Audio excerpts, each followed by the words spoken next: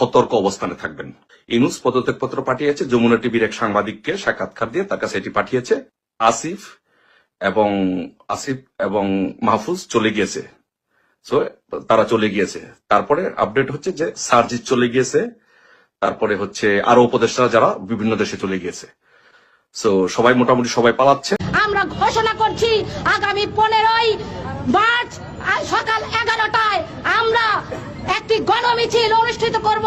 সেই গণমিছিলে সাধারণ মানুষকে নেমে আসার আহ্বান জানিয়ে আজকের যে সমাবেশ, মশাল মিছিল পরবর্তী আজকের যে সমাবেশ, সেই সমাবেশ আমরা এখানেই সমাপ্ত করছি। বাংলাদেশের প্রত্যেকটি জায়গার প্রত্যেকটি আওয়ামী লীগের নেতাকর্মীদেরকে বলবো, সবাই সতর্ক অবস্থানে থাকবেন। ইউনূস পদত্যাগপত্র পাঠিয়েছে, যমুনা টিভির এক সাংবাদিককে সাক্ষাৎকার দিয়ে তার কাছে এটি পাঠিয়েছে। আসিফ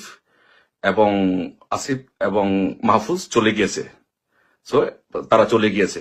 তারপরে আপডেট হচ্ছে যে সার্জিৎ চলে গিয়েছে, তারপরে হচ্ছে আরো উপদেষ্টারা যারা বিভিন্ন দেশে চলে গিয়েছে।